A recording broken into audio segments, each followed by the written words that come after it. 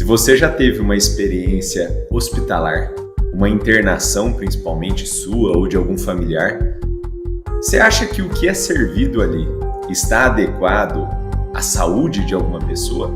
Eu não me refiro apenas àquela pessoa que está ali, doente, enferma, internada, precisando de cirurgias, precisando de tratamentos. Eu me refiro à saúde de qualquer pessoa.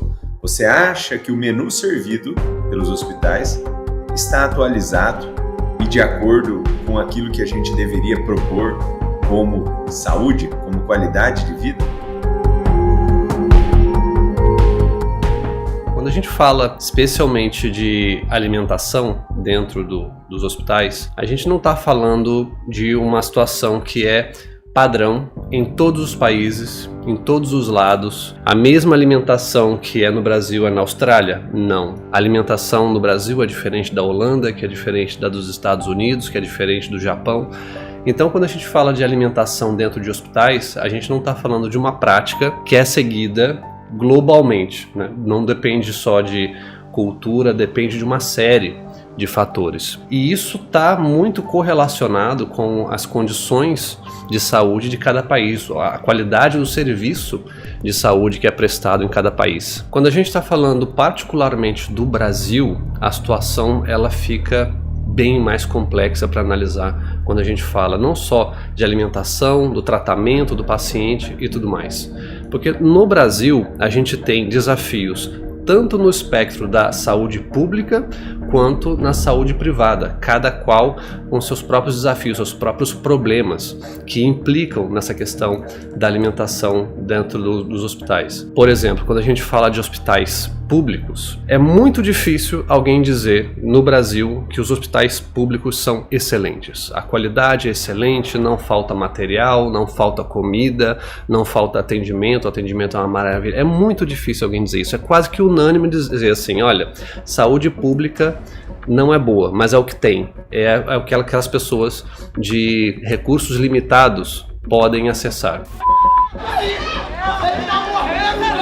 Ninguém ajudou, só agora que conseguiram ajuda, ele chegou a cair aqui da maca, como a gente viu. Tá todo mundo parado, falou que não tinha ninguém pra ajudar, e meu filho vem pedindo ajuda, e nada. José não resiste e morre. Não é, a situação ela não é boa, por uma série de razões. A gente sabe que a saúde pública ela é gerida por um governo, seja um governo municipal, estadual, federal, e governos, em geral, tendem a gerir os seus recursos de maneira mais ineficiente do que o setor privado, embora o setor privado também tenha os seus próprios problemas nesse sentido. E por que isso tem a ver com a alimentação? Porque a alimentação é uma despesa dentro de um hospital. A alimentação é um custo. Nós temos a má gestão, a gente tem corrupção, problema de corrupção, licitações de hospitais são um ralo de dinheiro, é um ralo de recursos que acontece ali. Infelizmente, é aquela oportunidade para poder desviar recursos e isso acaba afetando diretamente na qualidade do serviço do hospital. E aí falta profissionais, falta material e também isso afeta na qualidade da alimentação dos hospitais. Existem hospitais públicos, que nem sequer médico tem. Pode colocar em qualquer site de busca e você vê lá uma tonelada de reportagens denunciando a qualidade precária da saúde pública. E se falta médicos, faltam materiais básicos, falta esparadrapo, falta remédios, também vai faltar comida. Muitas vezes não é nem que falta comida de qualidade, é porque falta comida mesmo. Muitos hospitais públicos de muitas comunidades, de vilas, de cidades mais longe, né, dos grandes centros, não tem comida. É a própria família que dá ali o suporte, que leva a comida para os pacientes e que leva dentro das suas condições. Quando não é a família, é uma ONG, é um grupo, é a própria comunidade que se une para poder ajudar ali aquele hospital. Então, quando a gente fala de saúde pública e alimentação, a gente está falando de um problema que transcende a questão da ciência nutricional, a questão de que se um determinado alimento é adequado para aquela pessoa ou não, porque o problema tem uma cascata de problemas antes, que primeiro precisa chegar comida nesses lugares. E qual a diferença para hospitais privados, porque o atendimento em hospitais privados também não é tão bom assim. A vasta maioria que faz uso da rede privada de saúde utiliza através de plano de saúde.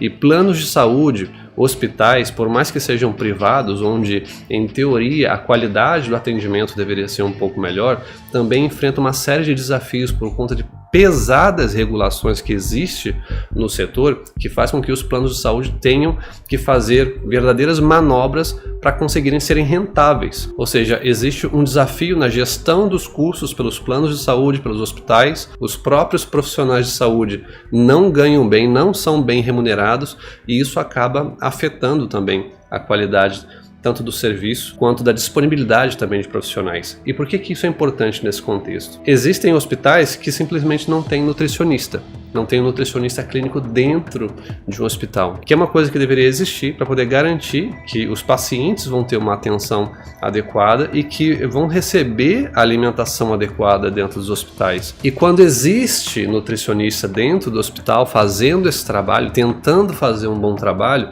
muitas vezes esse nutricionista ele acabou de vir de uma universidade com uma série de diretrizes, aquelas diretrizes que a gente já sabe que não funcionam, diretrizes inadequadas, que já se provaram inadequadas, mas ele sai de lá basicamente como uma máquina de contar calorias, uma máquina de luxo de contar calorias. Ele não entende quais são os impactos que muitas vezes uma alimentação tem na saúde do paciente. Ele precisa avaliar as interações do alimento que o paciente está recebendo com os medicamentos que o paciente está recebendo com o tratamento, se aquilo vai afetar de repente a inibição ou a produção de alguma enzima, alguma proteína, alguma substância que o paciente de repente não pode comer. Esse é o papel do nutricionista dentro do hospital, e muitas vezes a figura desse nutricionista não existe, e quando existe, ele recebeu um treinamento que foi inadequado, porque infelizmente na vasta maioria dos cursos de nutrição ainda se ensina esse conceito muito rudimentar, com base em calorias, de que as pessoas deveriam comer grãos integrais, de que as pessoas deveriam comer cereais aqui e ali, e alguns industrializados, porque é basicamente regular as quantidades. Ou seja, a gente também tem uma questão de falta de preparo de certos profissionais dentro do hospital para poder garantir a qualidade dessa alimentação que chega para o paciente. Porque essa é a função do nutricionista, porque quando a gente olha para os demais profissionais de saúde, enfermeiras, médicos, técnicos de enfermagem, técnicos laboratoriais, esse pessoal, eles não foram treinados para poder garantir uma nutrição adequada para o paciente. Eles foram treinados em outras habilidades, em outros ofícios. Nem sequer médicos conhecem de nutrição. Ele não sai da universidade sabendo de nutrição. O médico, basicamente, ele é treinado para poder ministrar drogas, ministrar remédios e cirurgia, fazer procedimento cirúrgico. É nisso que ele é treinado, porque ele precisa focar em resolver o problema do paciente naquele momento. Ele não está vislumbrando uma solução de longo prazo, uma coisa de longo prazo para o paciente.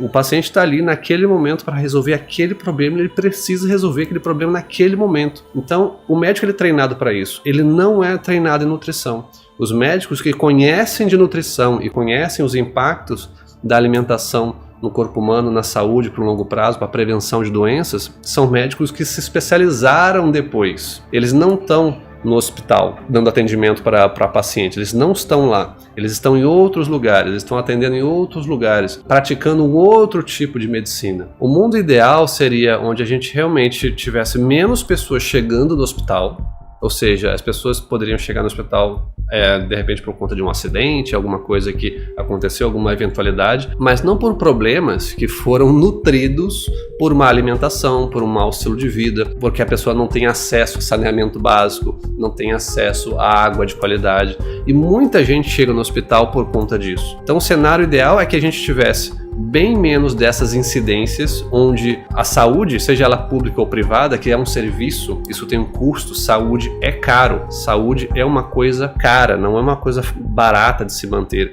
Médicos, enfermeiros, técnicos, equipamentos, remédios, materiais, comida nos hospitais, tudo isso custa dinheiro, custa muito dinheiro para poder manter, seja pela saúde pública, seja pela saúde privada. Então, quanto menos pessoas chegassem nos hospitais, melhor. Principalmente aquelas pessoas que adoeceram por conta de problemas metabólicos, por conta de problemas que poderiam ser evitados por conta de um estilo de vida, por uma alimentação melhor antes. Mas ok, chegou lá, o cenário ideal é que a gente tivesse médicos, enfermeiros, técnicos e também nutricionistas muito bem capacitados para poder tanto interagir com aquele médico para poder ministrar todos os medicamentos e os alimentos que aquele paciente pode comer naquele momento, à luz do tratamento que ele está recebendo, e também orientar esse paciente de como que ele se alimenta bem por longo prazo, à luz da situação dele, da situação particular dele. E esse seria o cenário ideal, porque a gente pode fazer a pergunta: por que pacientes que têm problemas digestivos recebem justamente alimentos que prejudicam mais ainda o trato digestório? Por que o paciente recebe pão com glúten? Por que o paciente recebe alimentos com óleo de soja, alimentos com óleo de girassol? Mas a situação fica mais complicada ainda quando se trata de pacientes diabéticos. Eu já tive vários casos de pacientes diabéticos que precisaram passar por internações e ficaram com a glicemia completamente descontrolada por causa da alimentação servida no hospital. Imagina um paciente que já está com alto grau de resistência à insulina e recebe nas refeições pães, biscoitos, suco de caixinha, gelatina diet, tudo cheio de maltodestrina, que é um açúcar derivado do amido, que tem absorção mais rápida do que o próprio açúcar. No almoço e no jantar, também recebem os mesmos ultraprocessados, junto com um prato de arroz, feijão, legumes, um pouquinho só de carne e tudo sem tempero em pratinhos de plástico. Nos hospitais, é muito comum encontrarmos na aba de prescrição algumas dietas pré-moldadas, como dieta para diabético, dieta para hipertenso, dieta para hepatopata e por aí vai. Essa forma é uma forma de auxiliar os profissionais e acelerar aquela prescrição que pode ser bastante extensa. Porém, a gente encontra muitos equívocos nesses alimentos ofertados, como por exemplo, uma dieta para diabético. Normalmente a gente encontra no café da manhã pão, às vezes até com margarina, café com leite, uma opção de suco. No almoço e no jantar são servidos arroz, feijão, purê de batata e aí sim uma proteína, um legume e quem nunca ouviu falar da famosa gelatina de sobremesa de hospital, né? Isso é feito com uma falsa impressão de que o único problema ali, a única restrição do diabético seria o açúcar adicionado. Então, se ele trocar o açúcar do suco por um adoçante, estaria tudo resolvido. Mas não é muito bem isso que acontece. A gente sabe que os carboidratos, eles se transformam em glicose, né? Eles aumentam a nossa glicemia. Então, para um diabético, comer um pão ou comer um açúcar é exatamente a mesma coisa. E o que é ofertado para esse diabético durante uma internação hospitalar? Açúcar em formato de carboidrato. Como é que esses pacientes vão conseguir comer de um jeito saudável e ter um bom controle glicêmico? Eu já recebi casos de pacientes meus que estavam com a glicemia em 300, 400 no hospital, tomando insulina e sem conseguir reduzir esses valores. E quando finalmente receberam alta e voltaram para a alimentação de casa, rapidamente voltaram a ter controle da glicemia sem a necessidade de insulina. Um outro exemplo clássico de equívoco nessas dietas são para os pacientes portadores de doenças hepáticas, principalmente os que têm alguma doença hepática mais avançada, como a cirrose.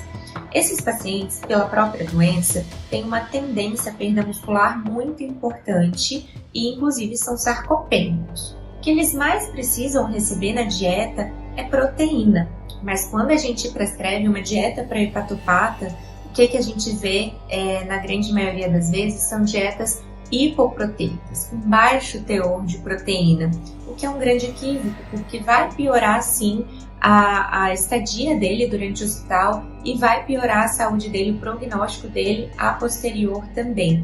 Então, nessas dietas, a gente acaba vendo novamente um alto teor de carboidratos, o que só vai aumentar a glicemia desse paciente, o que não é nada interessante, principalmente para um paciente portador de cirrose hepática.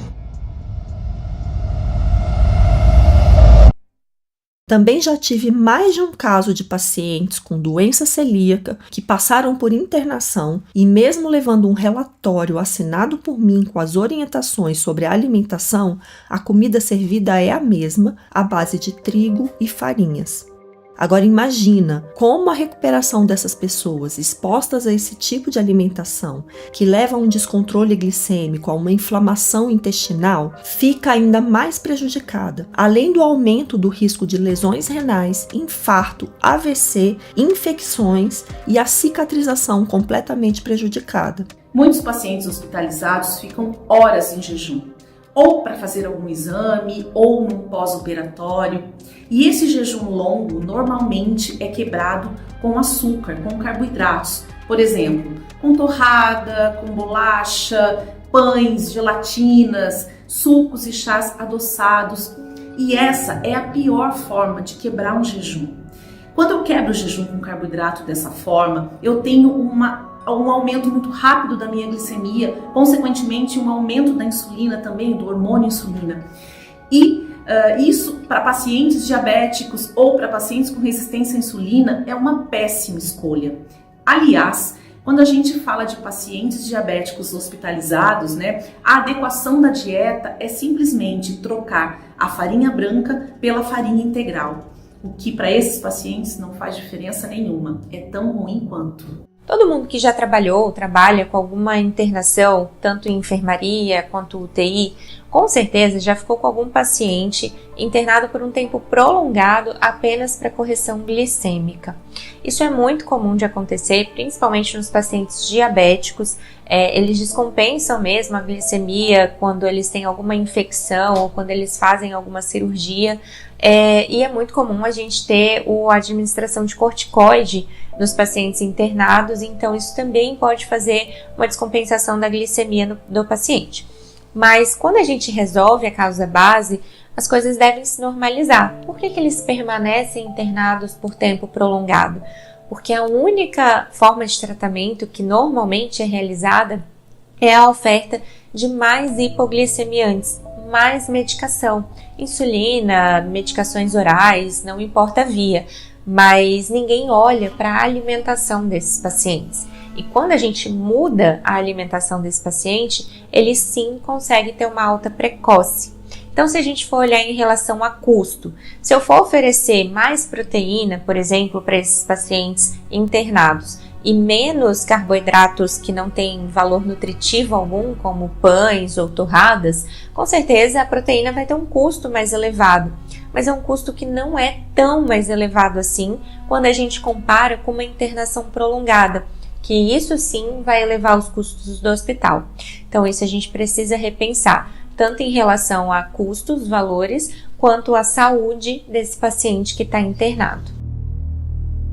De novo, existem duas vertentes. Uma é a limitação de recursos, é colocar os recursos ali, fazer com que a comida chegue no hospital. Esse já é um baita de um problema. E outro é a questão das diretrizes, porque comida, sim, é custo. Para um hospital, para a gestão hospitalar, isso é um custo, é uma despesa. E quanto menos despesa, melhor. Então, se não existe nenhuma lei, nenhuma diretriz que diga, olha, eu não posso ministrar nada doce para um paciente diabético, eu não posso ministrar pão, eu não posso dar pão para um paciente que tem problema digestivo, que se eu não tiver uma diretriz muito clara nesse sentido, o hospital, nada vai impedir o hospital de fazer isso. E ele vai avaliar o que é mais barato, ou seja, como que ele regula a despesa dele. Veja que esse problema ele tem múltiplas facetas, problemas de conhecimento, problemas de recursos, problema de disponibilidade, problema de capacitação, problemas de políticas públicas, problemas de regulação, ou seja, regulação do setor de saúde como um todo, que afeta diretamente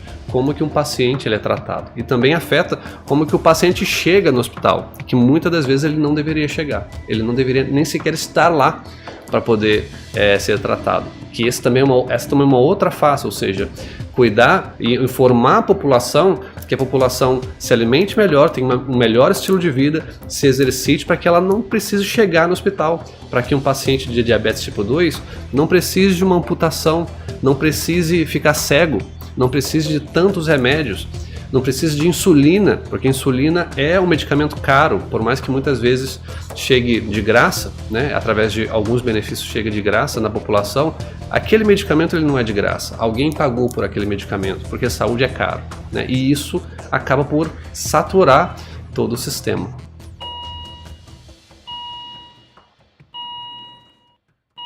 E não são só os pacientes que estão sendo expostos a uma alimentação inadequada nos hospitais. Como o ritmo de trabalho de todos os profissionais envolvidos no atendimento de pacientes, desde médicos intensivistas, enfermeiros, responsáveis pela limpeza, atendentes, é muito intenso e geralmente em regime de longos plantões, sem pausas adequadas para as refeições, esses profissionais acabam recorrendo a alimentos de rápido acesso, como lanches fornecidos pelo próprio hospital ou em lanchonetes, ou ainda fast food que eles pedem por aplicativos.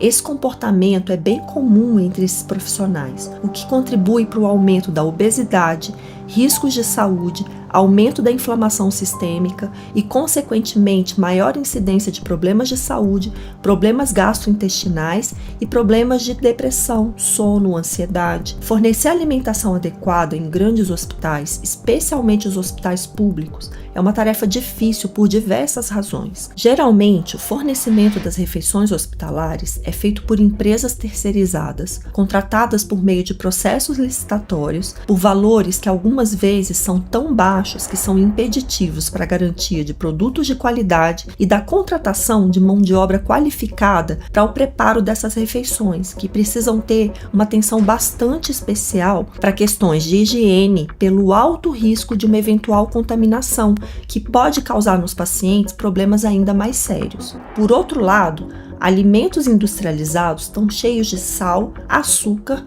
conservantes que aumentam o tempo que eles podem ficar armazenados. E ao contrário da comida fresca, que é muito perecível, esses alimentos eles estão em pacotinhos, o que garante a não contaminação desses alimentos.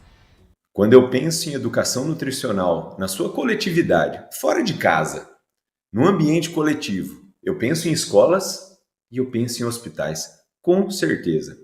Naquele período ali de internação, é uma baita oportunidade para ensinar os pacientes e seus acompanhantes, familiares e amigos ali que estarão envolvidos nesse processo, sobre tudo relacionado a uma alimentação saudável. Também, naquela rotina hospitalar intensa e recorrente, é uma baita oportunidade para ensinar a sua equipe, todos os profissionais que estão ali envolvidos, que trabalham muitas horas, jornadas extensas, que se repetem no dia seguinte, no dia seguinte e no dia seguinte. Será que os hospitais estão aproveitando todo esse movimento, toda essa oportunidade para ensinar sobre educação alimentar? Será? Na minha visão, de quem conviveu 15 anos dentro de hospitais, eu te falo que infelizmente não. É exatamente o contrário. O que você aprendeu na maioria dos hospitais estava errado. Desaprenda aquilo, não leve para casa como algo a ser replicado, copiado. Não faça como eles fizeram. E aí você já vai estar no caminho certo. Existem vários mitos no que tange a parte nutricional no período perioperatório, tanto antes da cirurgia, quanto no pós-operatório imediato, quanto depois que o paciente vai para casa. Existe um trabalho muito bonito e muito eficaz que chama Projeto Acerto, brasileiro, de um colega de Mato Grosso, que a sigla significa Acelerando a Recuperação Total Pós-Operatória. Nesse projeto ele conseguiu demonstrar o grande benefício de diminuir o jejum pré-operatório desses pacientes, de iniciar o quanto antes a dieta no pós-operatório, claro, salvo-se contraindicações ou se casos muito graves, mas na maioria das vezes iniciar o quanto antes, caminhar o quanto antes e outras condutas no período perioperatório, inclusive a suplementação pré-operatória. Porque dentre os mitos que a gente tem, um dos maiores que se comprovou é que até mesmo a dosagem da albumina pré-operatória é um marcador de desfecho cirúrgico. Isso quer dizer que se o paciente tem baixa albumina na corrente sanguínea, ele tem baixos níveis de proteína no corpo, baixa massa muscular, isso é um preditor de piores desfechos pós-operatórios. Então, quando a gente vai submeter o paciente a determinadas cirurgias, até mesmo de cunho oncológico, quando o paciente está fazendo uma quimioterapia, ou enquanto até mesmo a gente aguarda o convênio autorizar outras coisas, esses pacientes são direcionados para uma equipe nutricional para fazer um aporte nutricional pré-operatório, Porque durante a cirurgia o que a gente quer é que esse paciente se recupere bem, que ele tenha uma carga para aguentar esse trauma cirúrgico. O seu corpo não sabe a diferença de um trauma e de uma cirurgia, ele vai ver aquele corte da mesma maneira. Então a cicatrização vai ter que ser bem realizada e é o que a gente quer. Às vezes a gente faz uma anastomose, corta um pedaço do intestino, ou então, no meu caso, faz uma ressecção de parte do pulmão e a gente quer que isso cicatrize bem. E para isso cicatrizar você tem que ter aporte nutricional, as proteínas para poder fazer o carreamento dos antibióticos e todas as medicações. Então, muitas vezes a gente faz uma suplementação pré-operatória nesse paciente para melhorar o desfecho dele cirúrgico no pós-operatório imediato. Geralmente, quem está internado está com algum problema de saúde mais complicado, ou uma infecção mais grave, fraturas, queimaduras, ou passou por algum trauma ou procedimento cirúrgico. Todas essas condições exigem muita energia do corpo e aumentam muito as necessidades de proteína para a nutrição adequada e para a boa recuperação desses pacientes. Isso acontece porque o processo de cicatrização, de reparação de tecidos, de síntese de colágeno e apoio ao sistema imunológico depende de uma quantidade grande de proteínas, e esse é um nutriente que não está disponível nos estoques de gordura do corpo. As recomendações vigentes hoje para pessoas saudáveis são da ingestão de 0,8 a 1,2 gramas de proteína para cada quilo de peso. Isso equivaleria a uns 280 a 350 gramas de carne por dia, mas a gente sabe que essa quantidade é insuficiente para a manutenção de uma boa massa muscular. Mas em situações de internação por esses problemas, entre outros, essas necessidades podem mais do que dobrar, chegando a uma quantidade de 500 até 700 gramas de carne por dia. E a gente sabe que essa é uma quantidade muito grande e difícil de alcançar, especialmente para quem está internado. Mas a alimentação hospitalar está muito longe de ter esses valores nutricionais adequados. Nos hospitais, dificilmente essas necessidades vão ser atendidas adequadamente por uma série de razões. Primeiro, porque na maioria das vezes as refeições são padronizadas para todos os pacientes, respeitando as diretrizes padrão e não as necessidades individuais de cada um. Segundo, porque a alimentação, de forma geral, é cheia de ultraprocessados, como biscoitos, gelatina, pães do tipo bisnaguinha, sucos de caixinha e por aí vai. Esses alimentos são ricos em açúcares e farinhas e pobres em nutrientes, especialmente proteínas, vitaminas e minerais, e ainda são inflamatórios, o que atinge diretamente o intestino, reduzindo ainda mais a capacidade de absorver nutrientes de forma adequada. Um outro grande mito que existe no pós-operatório tardio aí é aquele mito de vó, que a gente não pode comer as famosas comidas remosas, que hoje em dia tem um cunho de comida processada e tudo mais, mas antigamente era um cunho de comida forte, comida gordurosa, com gordura animal saudável, derivada de aves, porcos, carnes e gorduras saudáveis. E tudo bem, isso é uma maravilha. E assim, quero deixar bem claro, não estamos falando aqui de pacientes, por exemplo, pós-operatório de cirurgia bariátrica, que a gente tem que ajustar a dieta até por uma alteração fisiológica mecânica que foi feita. Esse é o intuito da cirurgia. Mas, em geral, cirurgias eletivas de pequeno, médio porte ou até grande porte, uma cirurgia cardíaca ou uma cirurgia torácica mesmo, que não tenha alteração mecânica do intestino, não existe contraindicação para comida remosa, a gente até indica.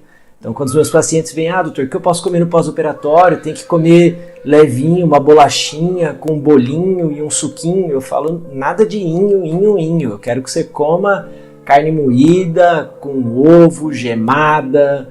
Se quiser um pouquinho de fruta, não tem problema. Evita suco pela carga de glicose. Então, assim, a dieta no perioperatório, ela é a mesma, em resumo, do que na vida normal do dia a dia. Evitar alimentos ultraprocessados, evitar carboidratos refinados, evitar açúcar e comer comida de verdade, como a gente sempre fala, bicho e planta. Na maioria das vezes, as refeições também são preparadas sem nenhum tipo de tempero, servidas em pratos e copos de plástico e talheres de plástico. Agora pensa num paciente que já está com sérios problemas de saúde, muitas vezes com dores, mal-estar, inapetente e ainda recebem refeições nessas condições, acompanhadas de suco de caixinha, gelatina e vários pacotinhos de biscoito. O que você acha que esses pacientes vão preferir comer? O alimento natural, totalmente sem gosto e sem tempero, em pratinhos de plástico, ou os ultraprocessados que são hiperpalatáveis e fácil de segurar nos pacotinhos? Quando a gente pensa em alimentação hospitalar, a gente tem que pensar que esse paciente, tendo ele sido submetido a um procedimento cirúrgico ou uma internação clínica, esse paciente tem doença. E o que a gente quer dizer com isso? Que esse paciente muitas vezes ele tem desnutrição, ele tem falta de vitaminas, de minerais e muitas vezes de proteína. E isso não só prejudica a cicatrização, por exemplo, de uma ferida cirúrgica, como também prolonga o tempo de internação no hospital. Uma coisa muito importante de se entender é que se a gente vai pensar em uma cirurgia, por exemplo, e o exemplo da cirurgia é muito bacana, porque muitas vezes as cirurgias não são de urgência, são cirurgias que são agendadas, são programadas. E esse paciente vai fazer uma cirurgia programada no hospital. Então é muito importante que a gente saliente, não só com o paciente, mas com as famílias que suportam esse paciente, que esse paciente precisa ser visto na sua condição nutricional antes da cirurgia. E não só cirurgias comuns, como uma retirada de vesícula, ou, por exemplo, nas crianças, a retirada das amígdalas, mas também em cirurgias bariátricas. Esses pacientes têm deficiências nutricionais graves prévias à cirurgia. E isso prejudica muito, não só a questão da recuperação cirúrgica, como eu disse, não só o tempo de internação, que esse paciente pode vir a precisar ter mais do que o necessário, mas também todo o processo pós isso em casa. Então esse paciente pode ter a vir a mais complicações em casa pós-cirúrgicas em decorrência de má nutrição. Então é importante salientar com as famílias, com os pacientes, com toda a equipe, que esse paciente precisa ser visto do ponto de vista nutricional. Verificar as vitaminas, verificar se esse paciente não tem sarcopenia, ou seja, se esse paciente não tem baixa capacidade muscular, se esse paciente tem sarcodinia, se esse paciente consegue realmente ter uma boa composição e fazer com que essa musculatura trabalhe. Isso é muito importante, porque isso prejudica esse paciente no pós-operatório cirúrgico agudo e no pós-operatório cirúrgico tardio. Quando existe essa necessidade aumentada de proteínas que não é atendida pela alimentação, o corpo acaba recorrendo aos músculos, fazendo o processo de catabolismo, que vai consumindo os músculos esqueléticos e utilizando as proteínas que formam esses músculos para outros processos importantes, como a cicatrização e recuperação de tecidos. Por isso, quando a gente vê pessoas que estão passando ou que passaram por períodos de internação, a gente vê que elas estão com uma perda muscular visível, conhecida como sarcopenia. Essa situação ficou muito visível no caso do ator Kaique Brito, que é um rapaz jovem com uma massa muscular considerável, que sofreu um atropelamento grave e ficou internado por quase um mês, mas ele saiu do hospital quase sem nenhum músculo. E essa perda muscular que ele teve não foi só por causa da atrofia muscular pelo tempo que ele ficou parado, mas foi principalmente por causa da grande necessidade proteica para os processos inflamatórios e de cicatrização e calcificação de fraturas. Vários estudos mostram que uma ingestão adequada de proteínas, atendendo às necessidades de cada caso, reduz o tempo de internação dos pacientes e o risco de complicações. Em relação ao que o paciente precisa receber no hospital e o que ele realmente recebe. Todos os hospitais, eles visam, dentro do seu serviço de nutrição, único e exclusivamente seguir diretrizes nutricionais, que no Brasil não são revistas há mais de 10 anos, as diretrizes nutricionais de nutrição integral não são revistas há mais de 10 anos, e não só isso, os hospitais ou os serviços de nutrição dos hospitais muitas vezes não contam com o médico e muitas vezes quando contam com o médico, esse médico também segue essas diretrizes ultrapassadas nutricionais. Além disso, o hospital, o serviço de nutrição e principalmente as nutricionistas, elas precisam ter contenção de gastos, de custos. Então, muitas vezes a gente tem uma dificuldade em aquisição dos alimentos mais densos nutricionalmente. E isso a gente pode trazer em relação à proteína. A proteína é mais cara. Eu vou dar um exemplo para vocês. Se vocês vão num restaurante, por exemplo, e tem um prato de carne e um prato de massa, qual é o prato que é mais custoso, que custa mais? O prato que tem a carne como principal e não a massa. Por quê? Porque a proteína, ele é o alimento, é um nutriente mais importante, mais rico, mais denso nutricionalmente. Então ele tende a custar mais. E o prato da massa, que é rico em carboidrato, mesmo que seja uma massa que tenha um pouco de frango ou um pouco de bacon, enfim, ela é um prato que tem mais carboidrato. Então ele tende a ser menos custoso, ele tende a ter um preço menor. Isso a mesma coisa acontece nos hospitais. Pratos ou a aquisição de proteína de origem animal, seja ela qual for, ela é mais dispendiosa, ela custa mais para o serviço de nutrição. E as nutricionistas têm um valor X para gastar durante o mês. Então, muitas vezes, o que acontece? A gente tem pequenas quantidades de proteína nesses alimentos e principalmente nessas refeições. Muitas vezes, o café da manhã, que é a refeição que deveria também ter proteína, não tem. Então, a gente vê cafés da manhã comumente nos hospitais com pão, margarina, às vezes presunto e queijo, às vezes não. E isso também é uma dificuldade, porque em todas as refeições deveria ter. E além disso, quando a gente não tem esse aporte de proteína, a gente poderia ter aporte de proteína extra. Ou como um lanche, se esse paciente tem dificuldade em se alimentar, ou se ele precisa fazer fracionamento dessas refeições, então ele poderia ter um aporte de uma proteína do tipo um aminoácido essencial ou até mesmo em forma de whey protein ou de peptídeo, que poderia ser um aporte maior. Mas tudo isso é muito oneroso, tudo isso tem muito custo. Então é muito importante que a gente entenda que as diretrizes nutricionais, aliado aos custos, as nutricionistas acabam tendo que reter algum alimento em detrimento de outro, provocam o que a gente tem nesses hospitais, o que a gente vê nesses hospitais em relação à alimentação. Dificuldades em oferecer os melhores alimentos e muitas vezes em detrimento e com excesso de carboidrato. Quando a gente fala em desnutrição hospitalar, a gente está falando de um problema nacional, que acontece também não só a nível de SUS. A gente tem aí uma estimativa de que 50% dos pacientes internados estão em estado de desnutrição.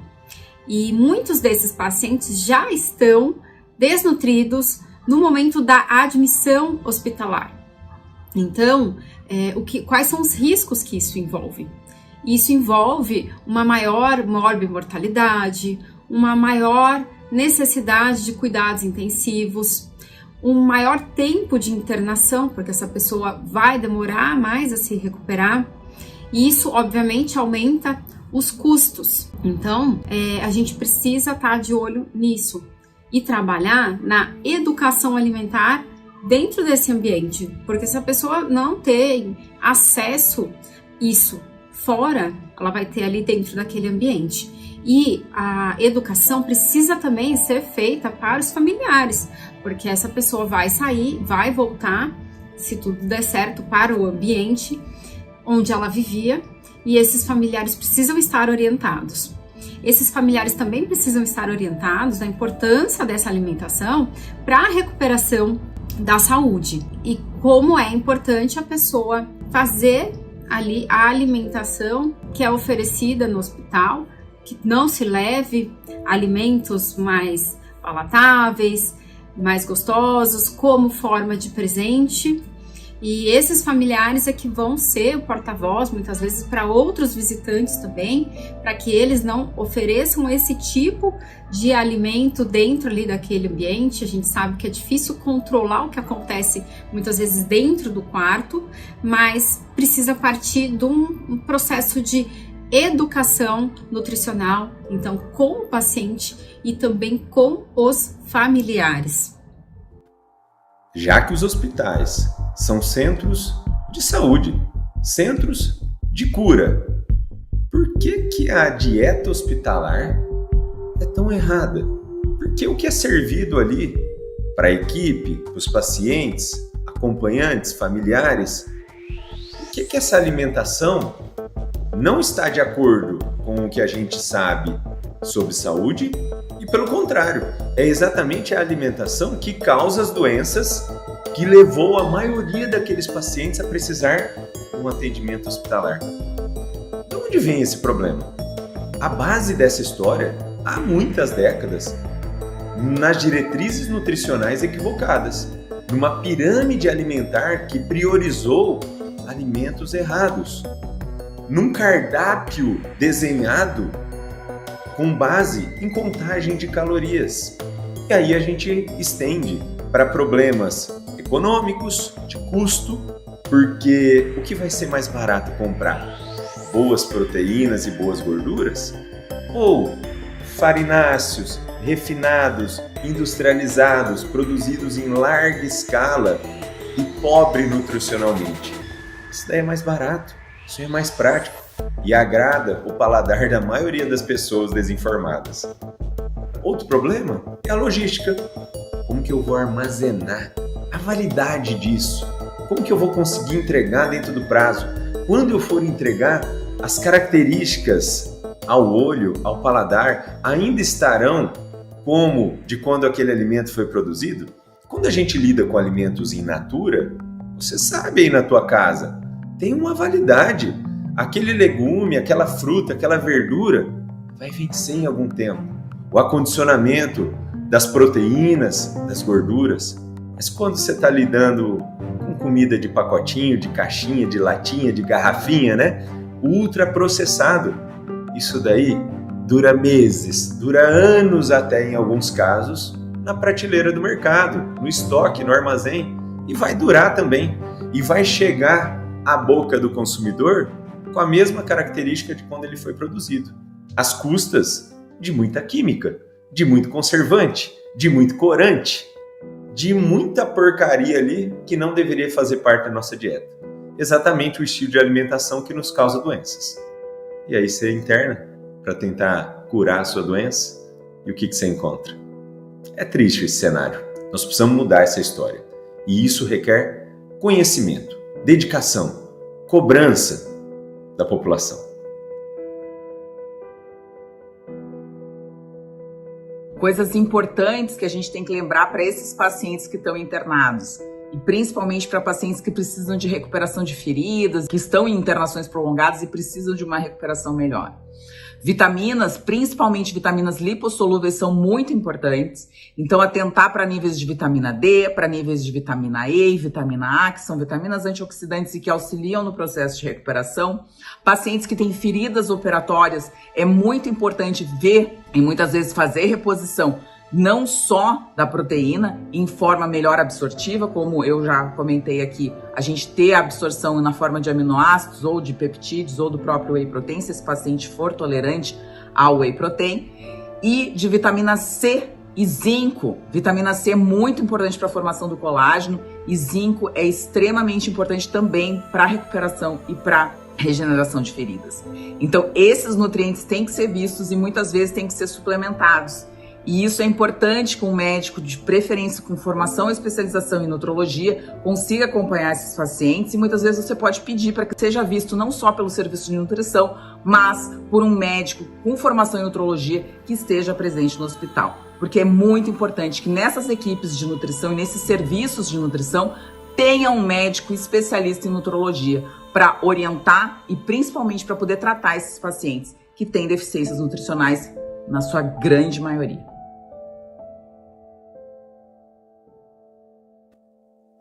Quando a gente fala em comida de hospital, muita gente já faz cara feia. A maioria porque o gosto, a aparência, o cheiro, a apresentação não lhe agrada muito. Infelizmente, a maioria não sabe que o problema vai muito além disso. O problema está na qualidade nutricional daquilo que é fornecido, que é o que a população está fazendo no seu dia a dia, levando para dentro de casa, colocando lá no carrinho do supermercado, na sua despensa, na sua geladeira, no fogão e na mesa, colocando na boca do teu filho alimento que causa doença. Doenças que se acumulam e só pioram ao longo dos anos. Doenças que vão levar a complicações. Em algum momento você vai precisar daquele atendimento hospitalar. E lá naquele hospital você encontra o quê? Exatamente um reforço daquilo que você passou a vida fazendo de errado. Aquela alimentação que não melhora a tua saúde, pelo contrário, só piora. Pera aí, Felipe, não é isso não. Eu trabalhei 15 anos em hospital. Vivi muitas e muitas horas, muitos e muitos plantões dentro de um hospital. Por muito tempo da minha vida, durante semanas ali, eu fazia mais refeições lá no hospital do que até mesmo em casa. Eu sei na prática muito bem como isso funciona. Olha lá, o que é servido? Você acha que uma bolacha água e sal, uma torrada, é um alimento com qualidade nutricional? Você acha que servir sachêzinhos de açúcar, de sal refinado, você acha que preparar o alimento com óleo vegetal, servir ali uma margarina é adequado? Você acha que servir sucos é adequado? E eu não estou nem falando do suco artificial, que muitas vezes é mesmo, aquele preparado que vai ser reconstituído na máquina. Mesmo que seja um suco natural, deve ser utilizado de rotina pela maioria das pessoas? Você acha que gelatina é algo que é saudável? Qual a composição de uma gelatina? Você já parou para dar uma reparada no que é servido ali pela maioria dos hospitais? E aí a gente se depara com um reforço quando você está ali internado e a maioria da população que não tem conhecimento algum sobre isso acha que aquilo é normal, acha que aquilo pode. Opa, se lá no hospital serve, até mesmo a equipe come, os médicos, as enfermeiras, os auxiliares, toda a equipe come aquilo, por que que eu deveria, como um leigo, achar que aquilo não é saudável, não é adequado, que não faz bem para a minha saúde? Não é verdade? Então a gente tem que mudar muita coisa. Mudar desde as recomendações das diretrizes nutricionais, a famosa pirâmide alimentar, mudar o trabalho das nutricionistas que atuam dentro dos hospitais, mudar a cabeça e a visão dos administradores, de quem gerencia, de quem assina o cheque, de quem contrata, de quem demite. E essa visão precisa ser mudada para que a gente consiga implementar realmente uma educação nutricional dentro do hospital. Não só falando, mas dando exemplo, fornecendo ali alimentos saudáveis. Imagina o quanto seria diferente se aquelas pessoas pudessem ali, durante uma internação, experimentar alimentos com uma qualidade nutricional muito boa. Alimentos que realmente vão fazer o seu organismo funcionar, o seu intestino, desinflamar, melhorar o seu controle de glicemia, de açúcar do sangue, melhorar o seu controle de pressão, fazer aquela pessoa ter mais nutrientes e sentir-se melhor, acelerar o processo de recuperação. Afinal de contas, ela foi ali para cuidar de um problema, para se recuperar de alguma doença. Imagina se isso acontecesse. Isso não é utopia, isso é possível, só que requer dedicação e requer mudança da cabeça de muita gente, em várias esferas de uma hierarquia aí que infelizmente está muito engessada. Faça a tua parte. Enquanto população, mude a tua vida.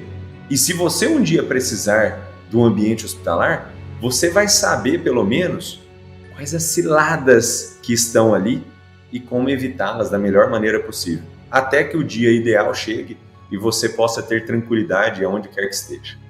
O impacto da alimentação adequada na recuperação dos pacientes não afeta só o lado físico, mas também a parte emocional dessas pessoas que já estão passando por situações difíceis, expostas a vários níveis de estresse emocional, dor, angústia, tédio, e uma alimentação inadequada e ainda sem sabor pode piorar ainda mais esse quadro. O que as pessoas, e aí pacientes, familiares, algumas vezes profissionais, buscam fazer através desses alimentos, através da comida, é um alívio para o sofrimento, para dor, que é causado no processo de doença, mas também no processo de hospitalização. No processo de hospitalização, a pessoa ela deixa de ser um indivíduo com todas as suas particularidades, ela passa a ser um número, então ela perde identidade. Então, quando eu falo de um sofrimento, eu não estou só relacionando um sofrimento físico ali do corpo com aquela doença, mas também um sofrimento emocional, um sofrimento social e até um sofrimento espiritual. Se eu não pensar em todos esses âmbitos, eu vou oferecer ali um alívio momentâneo para aquela dor e para aquela angústia que todos estão passando. Proporcionar esses momentos de prazer é sim importante para acelerar o processo de recuperação do paciente. Porém, o que eu estou falando aqui é de acessar outros recursos para alívio do sofrimento, da dor e acelerar essa melhora sem necessariamente acessar alimentos hiperpalatáveis e pouco saudáveis para isso. Grande parte dos sintomas de angústia que pessoas em estado de internação e de doença passam se dá principalmente pela perda de identidade, perda de sentido na vida, o que me faz pensar na importância que é ter profissionais de saúde, de cuidado, preocupados com isso e preocupados com os aspectos emocionais e até espirituais desses pacientes internados. Quem faz isso muito bem, esse resgate da individualidade, é o terapeuta ocupacional e a equipe de cuidados paliativos, que infelizmente ainda é muito escassa por todo o país.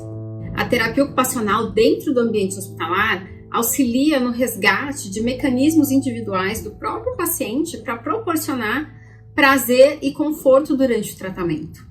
E a participação em atividades que resgatam a identidade daquela pessoa, que fazem sentido para ela, essas atividades têm um potencial maior de serem eficientes, mais eficientes e terem um efeito mais duradouro do que, por exemplo, você comer um doce que vai te gerar um prazer ali que é apenas momentâneo.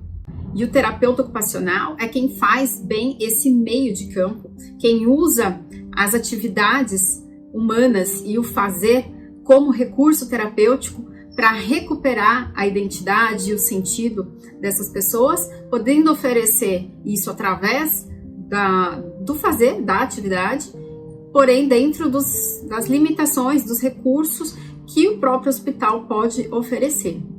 Por exemplo, uma pessoa que tem um histórico com música, ela pode, de repente, ter acesso a instrumentos musicais para ela fazer uma experimentação. Uma pessoa que é bailarina, ela pode poder fazer algum exercício ali mínimo que seja dentro das condições físicas dela para resgatar isso. Uma pessoa que é cabeleireira, poder executar ali a sua função, que seja fazendo uma escova no cabelo de uma enfermeira.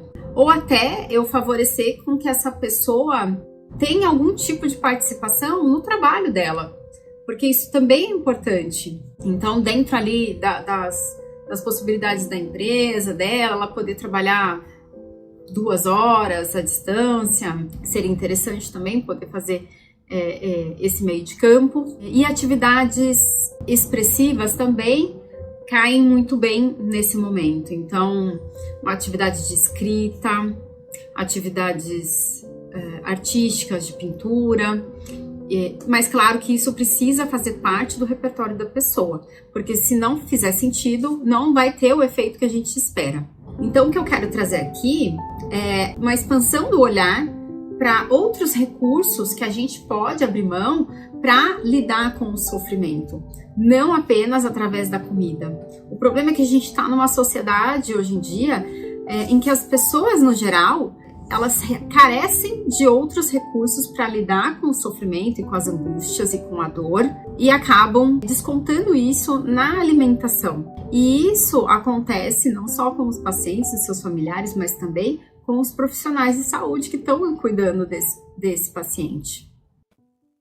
E qual que é a responsabilidade do médico que está ali cuidando daquele paciente durante a internação. Vou falar como médico que eu sou, com 18 anos de experiência na medicina, sendo que 15 foram dentro de hospital. O médico tem um papel fundamental. Infelizmente, ele não consegue resolver tudo, porque depende da nutricionista hospitalar, depende das compras e depende, acima disso, da administração daquele hospital, da gerência, de quem vai assinar o cheque. Só que o médico, ele reafirma e dá a palavra final ali no seu dia a dia, quando ele faz a prescrição. Todos os dias um paciente internado precisa ter uma prescrição, não só do que ele vai tomar de remédio, não só do exame que ele vai fazer. Essa prescrição inclui, como primeiro item, a dieta. Então a gente coloca lá em cima. Antigamente fazíamos à mão isso daí, então o médico colocava ali o que ele imaginava. Hoje, muito mais prático, com os prontuários eletrônicos que a maioria dos hospitais utilizam, você já vai lá e só preenche. Eu vou te falar dos padrões mais comuns ali de dieta que a gente observa dentro do hospital. Dieta para hipertenso, HAS, hipertensão arterial sistêmica. Dieta para DM, para diabético. Dieta para renal crônico e dieta para cardiopata. Aí você fala, pô, Felipe, mas então tá tudo certo, tem uma dieta para cada um dos grandes grupos aí de doenças. Você sabe o que envolve essa dieta? Eu gostaria de ter aprendido isso 18 anos atrás, ou muito antes até. Hoje eu tenho vergonha de falar que eu prescrevia dessa maneira, que é a maneira que existe. É o comum. Eu tenho vergonha de ter aceitado isso por muitos anos. Quando a gente prescreve uma dieta para hipertenso, significa que ela é hipossódica apenas. Hipossódica, com baixo sal. Ah, mas o sal faz mal? O sal refinado realmente faz mal. Ele não devia existir na vida de ninguém. Não só lá no hospital, lá em casa não devia existir. O sal refinado realmente é um sal que é pobre em vários nutrientes e só lhe sobra cloreto de sódio. Então ele é exagerado em sódio. Realmente eu preciso diminuir esse sódio do sal refinado. Mas eu deveria utilizar um sal integral de qualidade, sem nenhum problema, sem nenhuma restrição, especialmente para esse paciente hipertenso. O problema da pressão dele não é do sal que ele está consumindo, é de tudo aquilo que aumenta o açúcar do sangue. Carboidratos simples, refinados e ultraprocessados. Tudo aquilo que ele come e bebe que vai levar a um aumento do açúcar do sangue. Mas isso é um assunto para outro capítulo. Aquela dieta do diabético. Opa, então tá tudo certo. Tira-se o açúcar de cana. Entram aqueles produtos que são diet. O diet é o que não tem o açúcar de cana, mas pode ter outros açúcares, especialmente os açúcares industrializados, adoçantes artificiais que são péssimos para a nossa saúde, especialmente a saúde intestinal.